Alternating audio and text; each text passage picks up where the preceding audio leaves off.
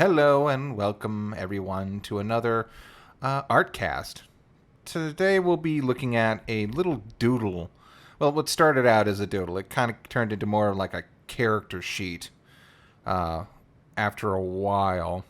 This is basically just Disgust from, the Pixar movie Inside Out.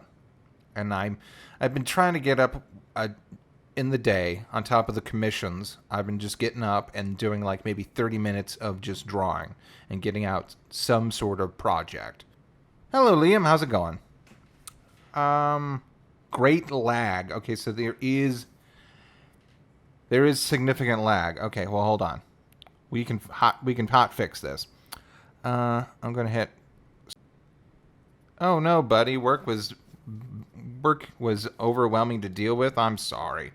Well, hopefully we'll just be able to take it real easy tonight.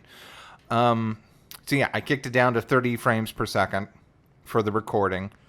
I kind of like the 60 because it follows the pen a little better. And then I've been recording in 60. So what happens if you record your drawings in 60 and then do your Artcast in 30? Who knows? We'll have to figure that out.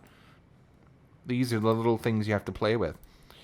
So anyway, yeah, I've been getting up and I've been just choosing random characters and just deciding, sure, why not? I'll go for it. And I just decided to do little doodles of Disgust. And they sort of just, turned into full-blown drawings.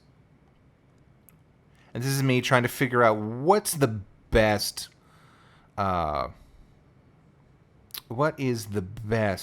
positions for her legs. I like the little crisscross. Did I end up doing that? I think I did. And then I'll do a few other little drawings on the side. It was really just relaxing just to do this character that I always found was visually interesting. Even though I'm not a huge fan of the movie. I actually got really bored during it. I've never had full-blown hatred or disgust for a Pixar movie. I've never been insulted by a Pixar movie, except even Cars 2. I've never been like, horrible. Disclaimer, I actually haven't seen Onward. Maybe I should have done that. Maybe I should have looked into that before. Oh, cool. Louisiana teen to become the winner of the... Okay, so something happened. Hello, May. I just decided to do this whole little tier list thing. Disclaimer, I haven't actually seen Onward. Actually, I started to. I have Disney Plus, and I started to, and I kind of stopped. So like I said, it's really not about being... I've never gotten angry at a Pixar film. I have gotten so bored that I just kind of become totally indifferent to it. So I decided, why not we try this little thing where we do that tier list shenanigans. Behind me, behind the window, let's see. Do I have it listed? Yeah, it's just a small preview of the actual drawing I'm drawing. So it's no big deal. Although I will say that I like this little doodle of disgust with her tongue out. It's not on model, but it's very reminiscent of like a storyboard drawing in its expression, and I just really liked it. It kind of bugs me that it's off model, but then I consider it kind of like a triumph in the fact that it's just like so expressive, and you'll see that also with the other one that I have. I decided to do a full-blown drawing of her in the middle, and then ink, and then kind of keep these as just little like flanking, accent drawings off to the side. They're not full color. What about the Good Dinosaur CR? Again, bored. Not really angry, just kind of Although, now let's just get started with this. I will put the Good Dinosaur down in the D tier. Just because, first of all, Pixar is so good at just not explaining their movies. I mean, they're good at showing without explaining. Sometimes the sometimes the premises do need someone to be like for example in Monsters Inc., which I would put as a solid A. You have the opening where the scarer is going through the test, the training ground experiment, and then you have the conductor or the instructor saying, we have to do this because we don't want kids to see us, we need to scare them for energy. And then the boss comes in and he introduces Sully. It seems very naturalistic in that explanation. The Good Dinosaur, the premise is that what if the meteorite didn't hit the dinosaurs and they lived at the same time that humans did? Now, you could go the Genny Tartakovsky route and just do Primal and just say, whatever, shut up, nerd. There's a dinosaur and there's a caveman, okay? We're having fun here. Get out of here, Ben deGrasse Tyson. That's not his name. Bend the grass, Tyson. Sure, why not? You need to bend the grass, Tyson, as you're leaving here. There we go. I saved it. You know what? Actually, Monsters University, I'm going to put as like... you see, the thing is I saw a really good video essay on the subject, and it was by a person with disabilities, and they were sort of explaining how the movie, like, it was sort of a close to home thing where they said that it's not a movie where the kid with disabilities, absolutely does the thing, and it's like, no, there's a realistic sort of tone to the movie where they just can't do it. For one reason, they're not scary enough. Or they just can't... but they can use that passion to work in an adjacent field, which is also something that the person did. Again, that's not speaking for the entire population, but I just thought it was very compelling. And it made me see the movie in an entirely different light, which I think is a wonderful thing to do when you're making a video essay. The problem is that now this movie is tainted by that video essay, and I can't really... I'm going to put it in the C tier. I think it's got good visuals, but it's just not quite a B. Finding Dora, that's a C movie. I don't really... There's not really I don't think a reason that it needed to be made, but it's not a good dinosaur. Up is kind of tainted by its killer start. It's an amazing short film that has a movie attached to it, which I think is it kind of drags after that. It also doesn't explain how the old man is somehow still alive when he meets the now old man. I mean, it's actually a wonderful short story, and then at the tail end, when he realizes what he needs to do, he accomplishes his goals, and now he's just sitting alone with the book. I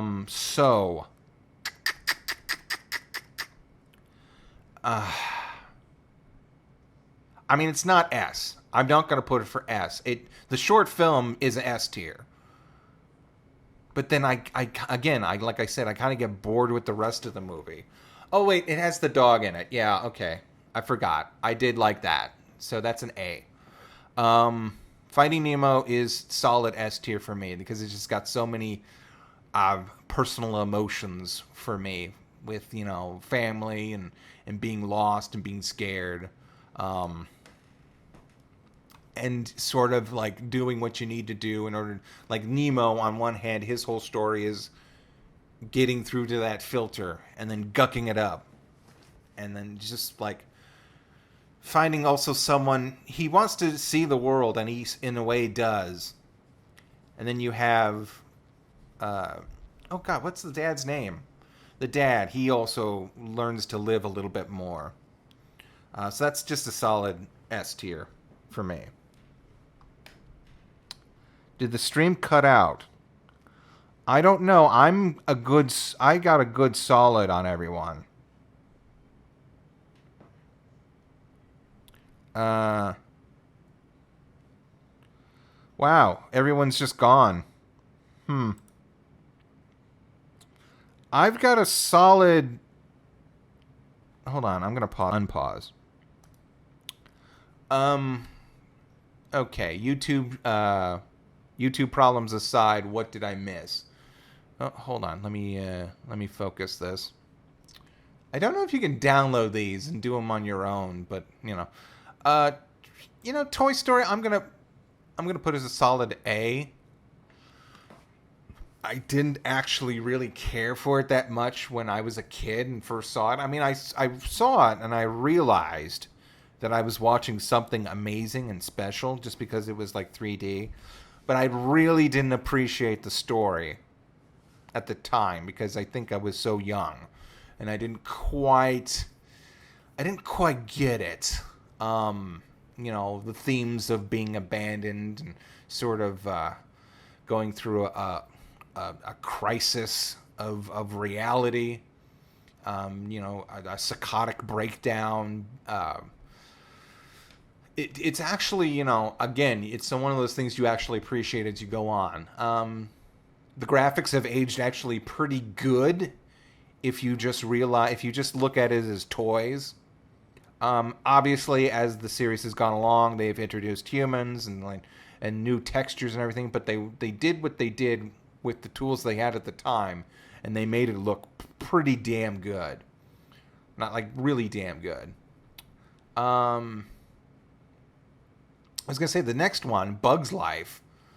I thought was superior to Toy Story at the time. Because it had like more adventurous themes. And by the way, that the Hopper's speech, where he talks about how the ants outnumber them, is still one of my favorites. I will say that it's not. It does it. I wouldn't put it under Monsters Inc. or Up or anything. I think it is a solid B movie, but I think it's like a really good second going out to sort of just get them into a bigger environment, the trees, the circus, the stuff like that. I think it gets a little bogged down with a more traditional narrative. Hey, Huey. With a little more traditional narrative. It's basically Seven Samurais, with bugs. And the princess character is pretty atypical. The little princess character is actually pretty cool and fun. And then I like the bond they have with the ladybug at the end. The caterpillar, it's in retrospective, I thought he was pretty funny, but in retrospective, I could see how he has some like Jar Jar vibes. What would you be talking like this? Yes, I do think A Bug's Life is underrated. I think it was welcomed at the time, then became sort of shit on as other Pixar movies came out. But I still say it's a solid B movie. Not a B movie. God, I forgot Ants came out right after that, didn't it? Because Katzenberg was being a little pissant. Yeah, pissant. Ant. Wally, let's just get this out of the way. That's the one my eye falled on. Let's just get this out of the way. In fact, let's move it a little bit closer to the S. Movie is a masterpiece. It is beautiful. I love it. It slows down a little bit when you start getting into the new environment of space. But you follow Wally all the way, and everything through his lens is just so charming. Someone described this movie as charming, or I heard the word. Maybe not this movie, but someone said the word charming and Pixar in the same sentence, and I'd always think of Wall-E.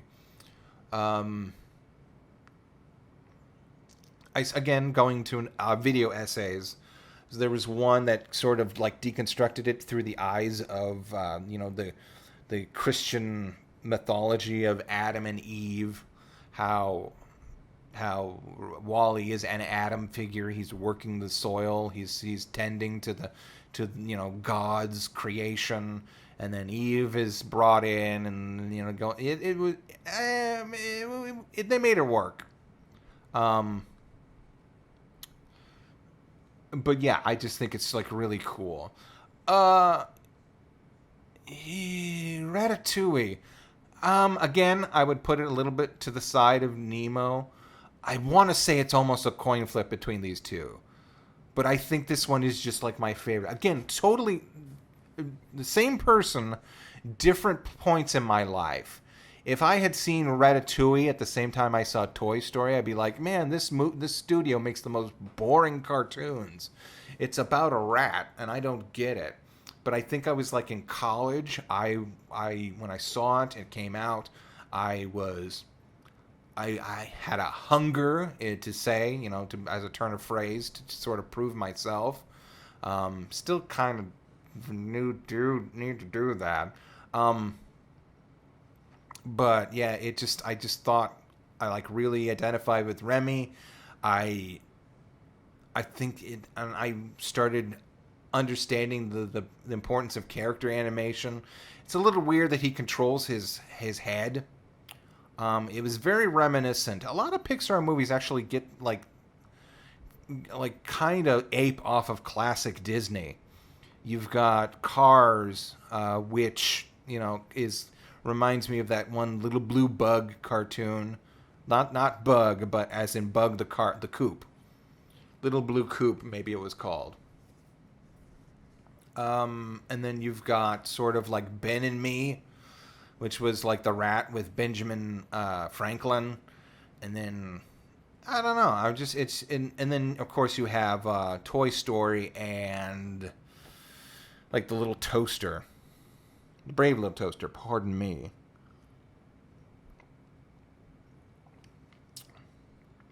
Patton Oswalt was perfect. Again, perfect casting. I even like Linguini and the little short guy.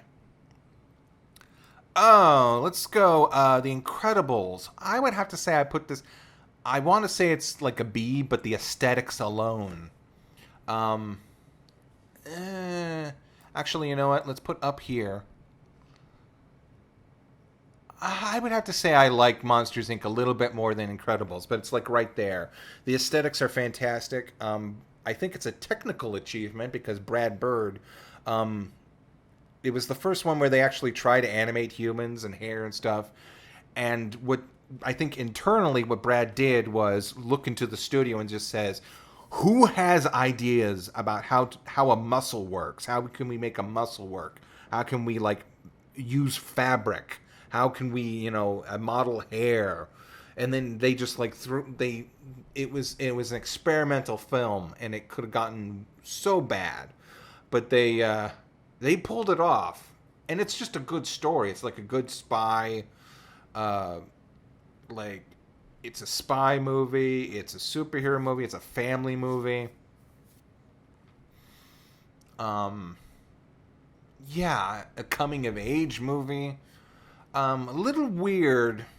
Like almost every video essay likes to point out how there's sort of Iranian themes running within the movie about like how everyone's special until no one's special. Naturally, people with like natural gifts being suppressed. It's a little yeah, and people were kind of side-eyeing Brad Bird for a while, especially after Tomorrowland came out.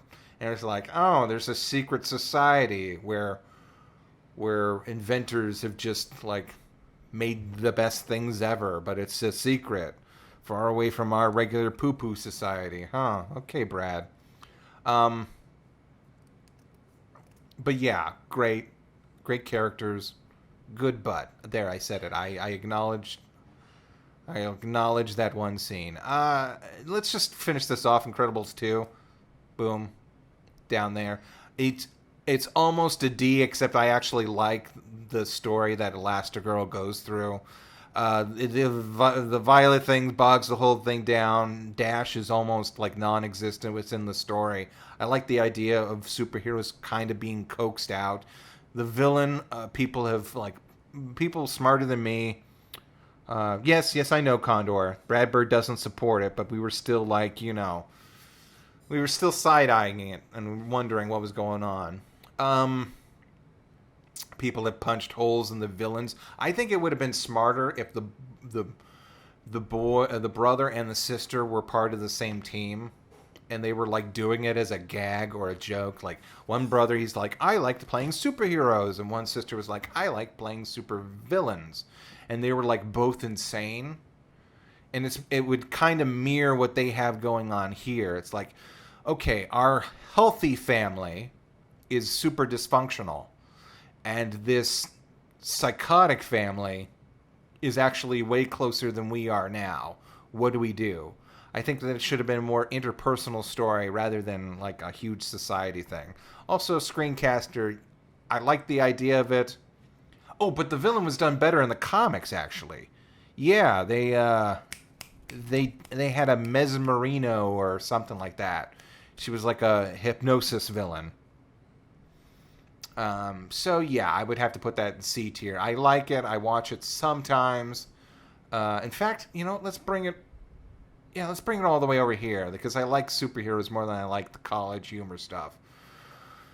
Oh, like I said, I haven't seen Onward, but I started it and didn't stop. I didn't finish it, so I'm gonna put it in D tier.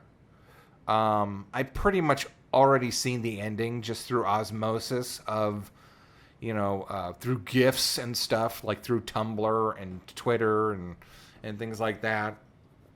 I think it's fine. I mean, again, like the most egregious thing a big Pixar movie can do is bore me. Speaking of which, let's go right here and slap this right in front of Finding Dora. Actually, you know what? I'm principle alone. Let's put it in the back. Just because I don't like I don't like the idea of four people making it seem like I don't I this is metaphysical, but I like the idea of free will, and I don't like the idea of like four other people in my head. I know they represent the fictional, thing of emotions, but I don't know. I just wasn't there for the ride. This guy makes the nicest movies that I just don't care about. Like Soul. Soul I'm going to put as an A, but that was a rough go for me. That was like the roughest movie that like I was like, this movie is kind of rubbing me the wrong way with the goofy little kid and like weird metaphysical stuff, but it looks so nice, and I do like Joe a lot, but then it kind of loses me between, you know what, it kind of lost me with this body swapping and stuff like that, and but you have Terry, and Terry's wonderful. One could argue that this is not Pixar's first black movie, but also Pixar's first British movie. What with all the Guardians and the people, heaven is British people, apparently. I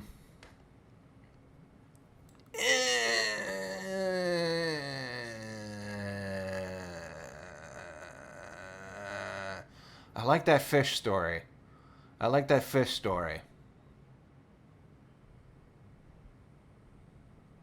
And I'm putting it at B. B's still good. B's good. B's not A or S. But you know what? I just don't. It's like I'm hesitant. I kind of want it to rest right here because there are stuff that like really. There's stuff that puts it here, and there's stuff that puts it here. So I guess I'm gonna have to put it there. Hey, Skinny Zach, how's it going? Are you here? Skinny Zach, are you there? Oh, hey, Tuso.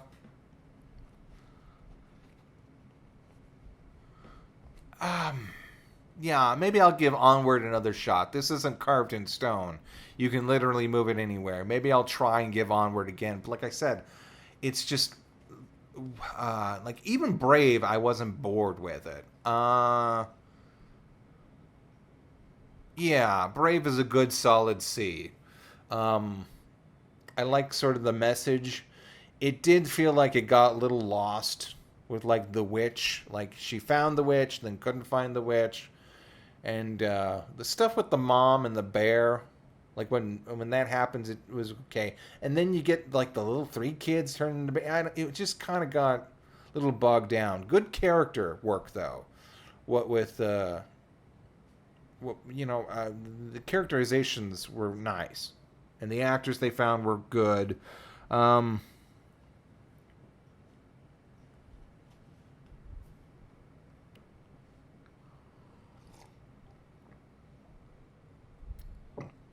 Pardon me, I just got really parched. And yeah, I'm kind of trailing off a lot like that movie did.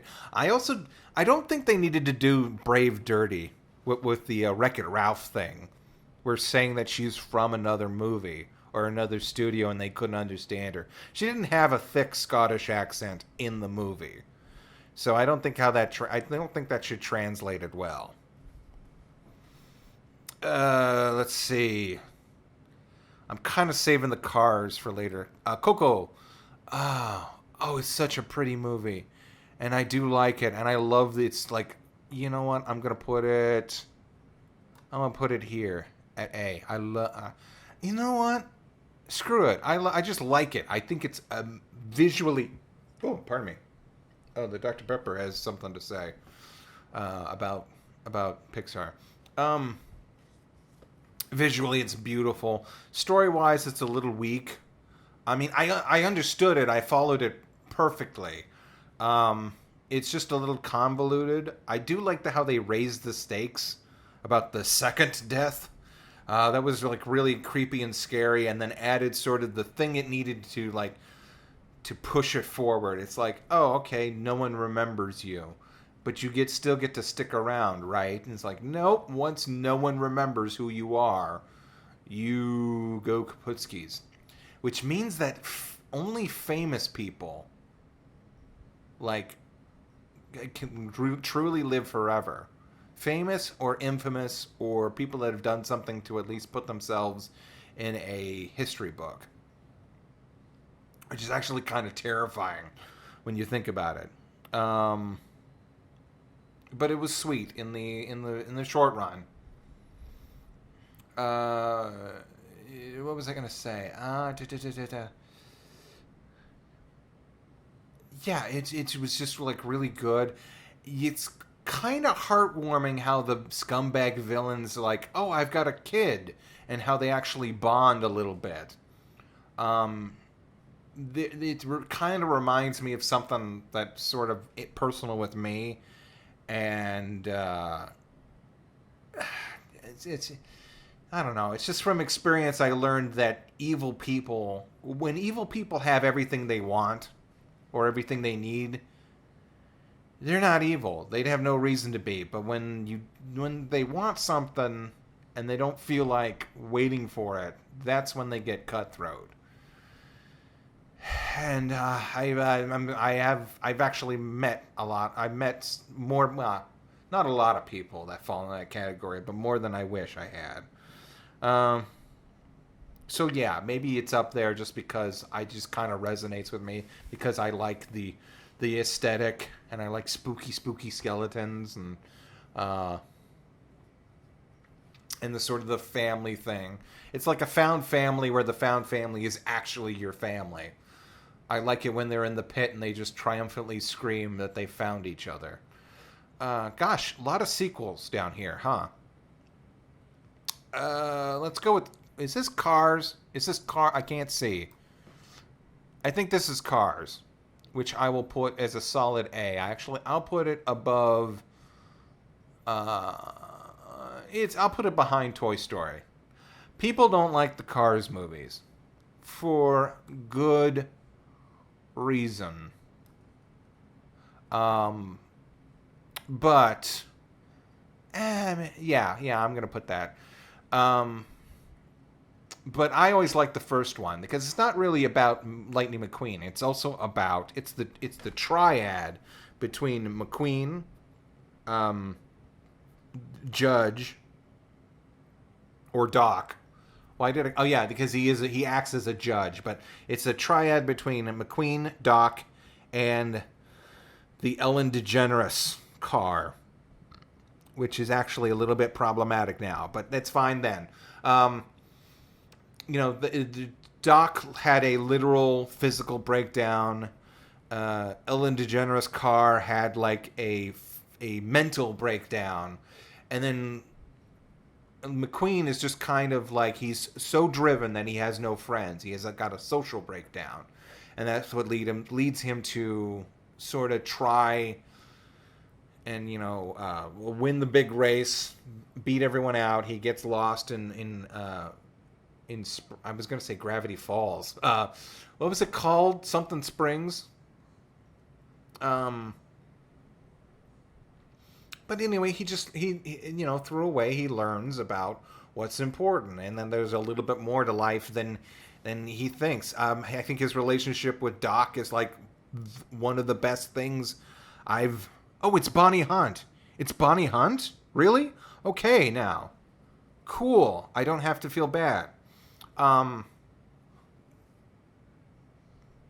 But they do sound alike, right? It's not just me, right? They do sort of sound a little bit alike. Radiator Springs, that's right. But anyway, I think it's just like a wonderful story. I don't care. It's a farce that they're all cars. I think people get bogged down by that premise. I think the fact that they're spies. Actually, I'm going to move this all the way over to here because I actually watched it. And I think it has an okay message with like you being yourself and just doing your own thing. And it doesn't matter if people laugh at you. You got to be who you are. But there's like a car pope and there's like a plan to blow up. And then we got all the weird gadgets. There was a discussion at the end of... we got 3 minutes left on the Artcast. I'm going to just pause this for a little bit because I want to get through this. There was a discussion about the makings of cars, and they were like, okay, how do we show that Radiator Springs is back on the map? There's actually a YouTube video about it. It's great, and they just decided all these things, like could he open up his door and show a map in there? Could he lift his body up? Can he stick out his tongue and show a map? And then they just came across the realization is like, they don't need to do anything.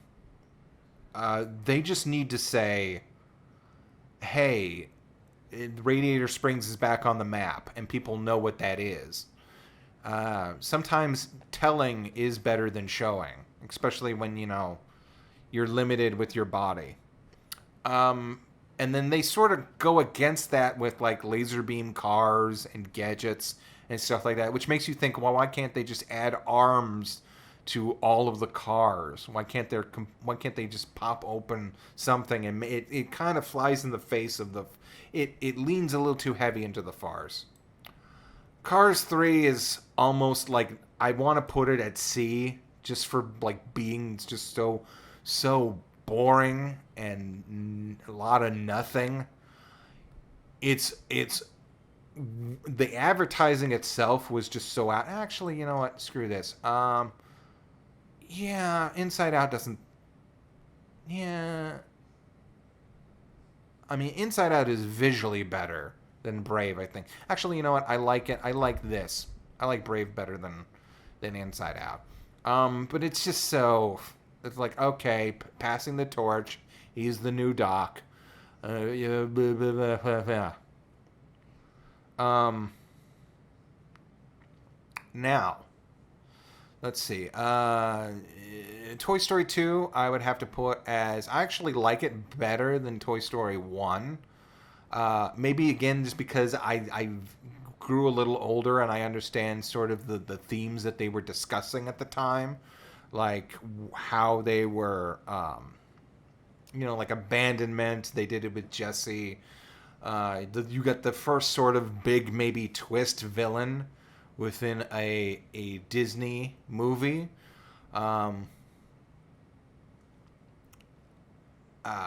You got the classic. I thought it was just funnier. I can't believe I got to drive all the way to work. You've got the touching little, like, again, a little miniature movie with the restoration of Wooly, and it's the guy from the chest short, and he's just like, and he's just like performing this immaculate job at restoring Woody. Um, and the big climax with the airport, I think, is like, again, I think it's actually not as good as the car chase, but the stakes I think are a little bit higher in the fact that you now have another toy fighting you. Um, you know what, guys? I just don't think Toy Story 3 and 4, I don't think they're as good as everyone, like, I mean, everyone lost their shit at 3. They yeah, I'll give you that. I'll give you that. I just didn't. I mean, it was sad, kinda. It was actually really interesting trying to figure out what was going to happen with the toys. I had a hunch that they'd be sort of given to some kid at the end.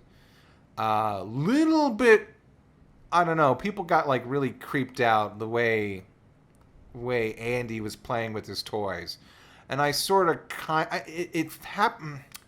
I got the same feeling when I was watching Lord of the Rings.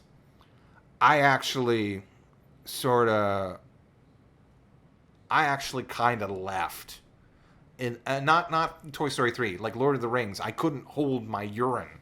I needed to go, and I was like, okay, this is the end. I'm gonna go. And then I wait outside the theater for like 20 more minutes. It felt like that. It probably wasn't. It was probably like 10. I was like, what the hell's going on in there? Did Sauron jump out of a lake? Is he alive? But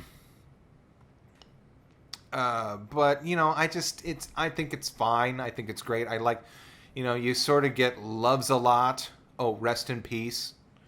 He did a fantastic job. I think it just kind of milked it a little bit more. And you know what? I think someone said it. This one's kind of like I like Brave more, but I like it better more than I'd like Inside Out. This was actually a technical achievement. Toy Story 4 was actually a huge technical achievement in the fact that they introduced... Is my mic on? Okay, it's just my bars aren't moving. Toy Story 4 was a huge technical achievement in that they introduced like lenses, like digital lenses that they could actually add to the camera, like the virtual camera. They used this one example of a split shot that had double focus of the girl character and Sporky. Also, Sporky just raises a lot of huge questions. Like, what constitutes a toy and what doesn't? Is a computer a toy if a kid thinks it's a toy? Yeah,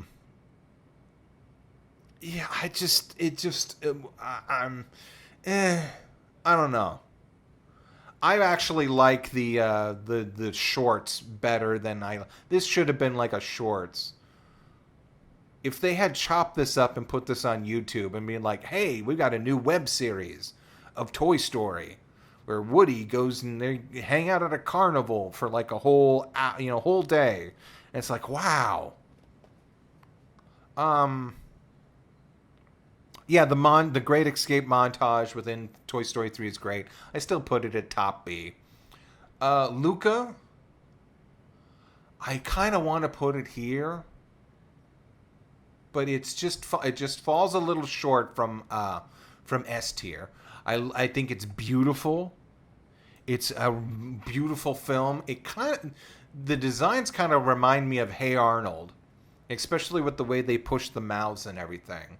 I love the transformations, how they do the skin transformations. I don't know if that's a layer or if it's all one rig and they're able to dial the transformations up and down and control it locally.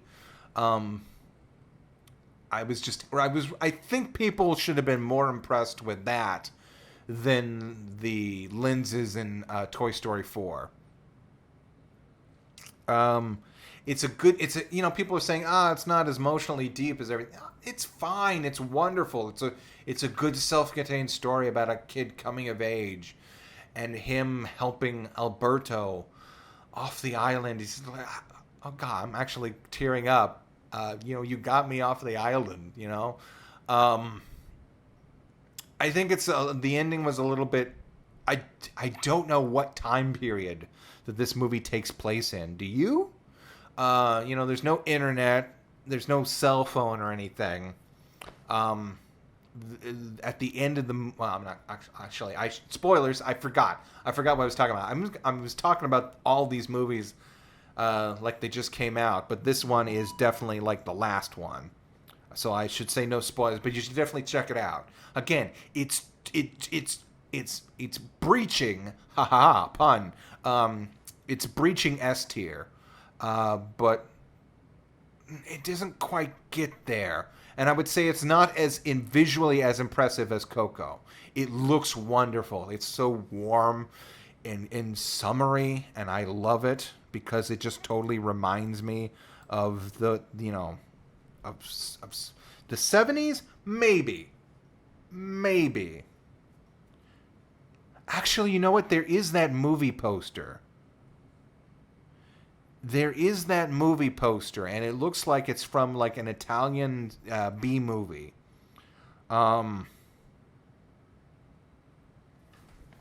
So maybe you're right. Maybe it is the 70s.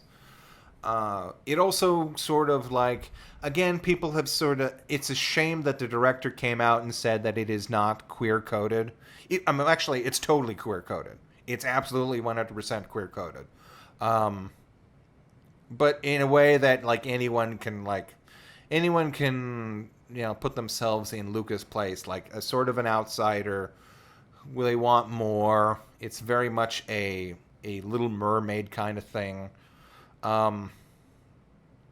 But he just kind of made it open-ended but it's so. When people first saw the trailer, they were like, "Oh crap, two kids! Is this going to be like Pixar's first?" And it's like, no, they're going to do it. They're Disney's first LBGQ plus character, the seventh first gay character they've ever had. Those two fish ladies at. Oh wait, no, it's in the trailer. Okay, never mind. No spoilers for Luca. Well, they said it. There's articles saying that sorry but not sorry.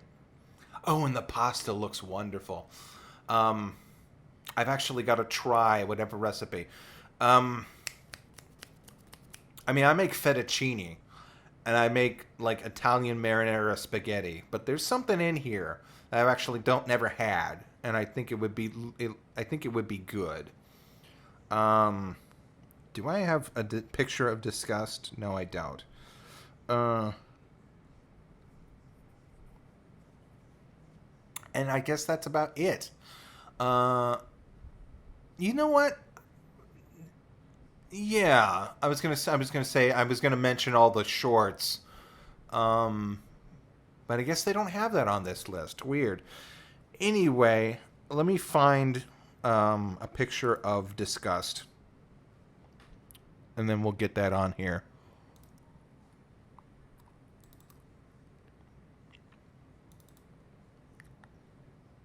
Let's see. Where is my? I'm clicking through. I have it in desktops. CR. Morning drawings. Here we go. Ooh, that's a big one. Transform, scale. There we go. And there it is. Haha, people thinking Disney cares about the community is utterly hilarious. The company actively removes gay folks and yeah, I know. And then constantly the first. Well, that's not really on them. What they do is that people also like to write articles about how it's always the first LGBTQ character.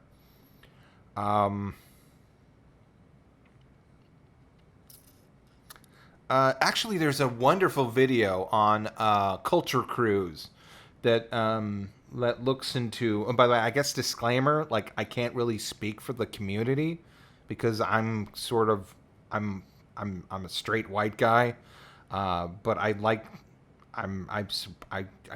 ally maybe. Maybe I could be better at allying. I don't know. But you should definitely check out this one video, Culture Cruise, and they've gone into sort of how Disney villain, how basically, villains were given these sort of as queer coded to make you hate them. All the way back in like the 1920s and 50s and shit. But of course, they found their way into the campiness and sort of had. I think it's the big reason why we now have like movies like Cruella and Maleficent. It's like, hey, those are characters we actually like. They're big, dramatic, campy, and they want to uproot the system. His words, actually, within the video at the end. It's good. Check it out. Did you think Anger was written for Ron Swanson? Because they're both Disgust and Joy were cast from Parks and Rest. You know what? I think Jack Black is a pretty darn good Anger. So yeah. Oh yeah, Luz and Amit. Yeah. Hey, guess what? And anything flies with when it comes to the TV. They don't give a crap. I mean, they do. The people making the TV shows, like, they care a lot. But yeah, you got Luz and Amity. You can't tell me that Star Butterfly wasn't at least bi, because there was that whole episode where she went to the abs universe, and then she's like, "Oh, Marco, you have abs," and then Marco calls over her friend, who's also, she's at least got like an ab fetish, at least, and doesn't care who it's on. But you can't tell me that she wasn't like a little, curious.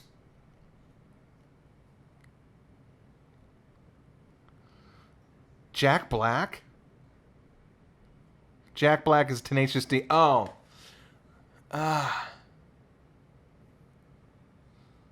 Lewis Black. Shoot. Where's my head?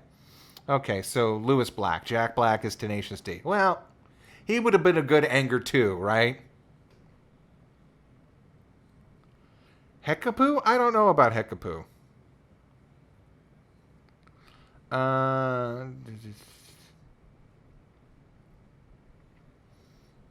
Yeah, that's true. That's true. There was another video essay I saw about both Joker and Batman, about how the queer coded, just the dynamic that they have. Wow, this video has actually gone past the line and everything.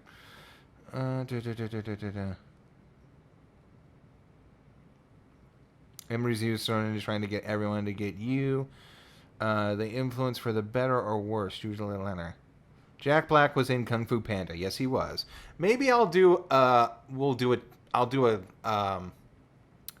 who would be a good DreamWorks character? I'll do one of those. Maybe.